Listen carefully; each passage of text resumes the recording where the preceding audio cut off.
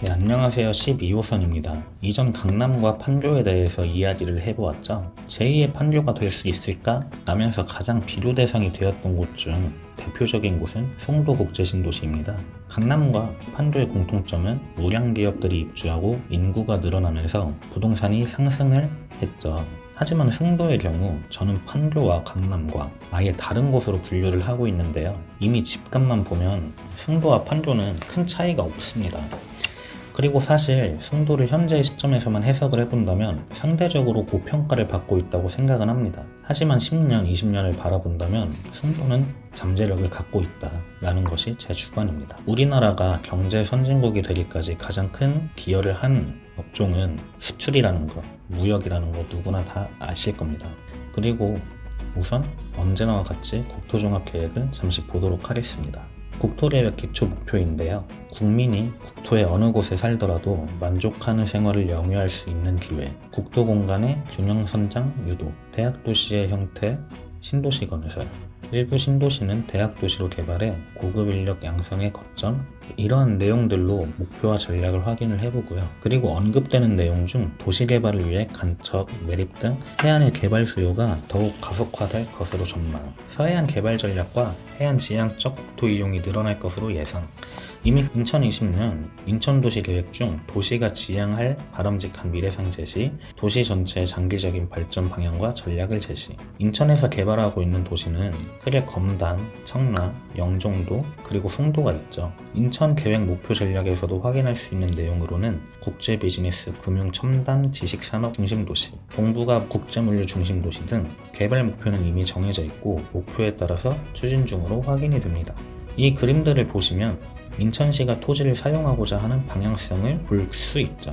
그리고 영종도, 청라, 송도 이 형태를 보면 서울의 트라이앵글이 떠오르게 됩니다. 인천시는 이러한 국제도시의 입지를 활용해서 금융, 항공, 선박, 물류 등 도시의 장점을 활용해 도시의 기능을 극대화하고자 하는 모습으로 해석을 했는데요. 송도국제신도시의 개발 사업은 2030년까지 계획 인구 약 26만 명입니다. 그리고 개발 방향에서 바이오, 교육연구, 문화관광, 마이스 산업 등 많은 분야의 업종을 소화할 수 있게끔 설계를 하고 있죠. 2019년 기준 교육시설인 대학교 현황입니다. 아까 국토종합계획에서 대학 도시의 형태, 신도시 내용을 떠올려 볼 수 있는 자료이죠. 이렇게 송도와 판교는 차이점이 있고 송도는 아직 개발 계획이 무궁무진하다고 볼 수 있는데요. 판교의 사업기간은 10년 계획으로 15년도에 완공이 된 사업이죠. 그리고 이전 영상에서도 말했듯이 강남의 업무와 인구 밀집을 분산하기 위함이었죠. 결과적으로 강남에서의 이전으로 판교가 빠르게 성장할 수 있었던 이점이 있었던 거죠. 하지만 송도의 경우는 다르다고 생각합니다. 하나부터 열까지 새롭게 설계를 하고 있는 거죠. 송도에서 가장 큰 사업 중 하나, 그리고 국가적으로 목표를 둔 개발 신항만 개발 사업이 있습니다. 신항만 개발 사업은 송도, 인천 북항, 평택, 광양, 목포, 부산 등 항구를 개발하여 항구마다 컨셉을 두고 있죠. 인천 신항의 개발 기본 계획을 보면 중국과의 교류를 위한 개발 사업이고 아시아 지역의 수출, 수입 화물을 처리하는 관문항 역할의 방향이라고 합니다. 항만 사업은 25년부터 40년까지 단계별로 나누어 있고 항만 운영까지 세분화되어 있습니다. 강남에서 아쉬운 것은 업무 상권이 발달되어 있는 면적 대비 수용할 수 있는 주거지가 많지 않고 빌라촌에 들어가 보면 정리가 되지 않은 곳들이 빈번하게 보이죠.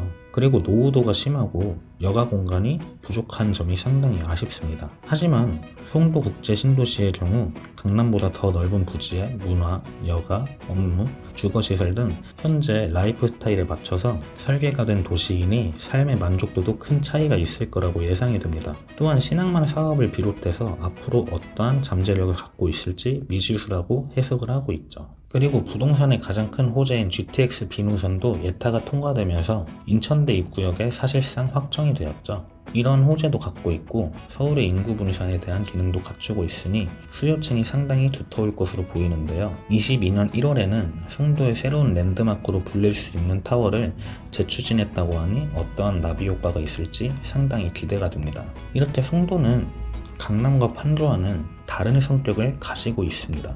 그래서 저는 판교와 강남을 비교 대상으로 보는 것에 대해서 부정적인 시선을 갖고 있죠. 송도도 송도일 뿐입니다. 미래의 국가 발전을 위해서 하나씩 개발해 나가고 있는 도시고 대한민국의 또 다른 부촌이 될 것으로 기대하는 도시죠. 사실 제가 2013년도에 송도에 처음 가보았고 그때 도시에 반해서 송도에서 살고 싶다라는 생각이 아직까지 있습니다. 그래서 송도를 조금 더 좋게 평가하는 것도 없지 않아 있겠지만 지금까지의 부동산의 변화와 송도의 개발 사업을 대입해서 본다면 송도 국제신도시의 방향은 다른 도시와 차별화되어 있다고 생각합니다. 송도의 잠재력은 아직 발휘되지 않았고 어떻게 변화할지 상당히 기대가 되는 도시임에는 확실하다고 말씀드리고 싶습니다. 이번 영상은 이것으로 마치겠습니다. 감사합니다.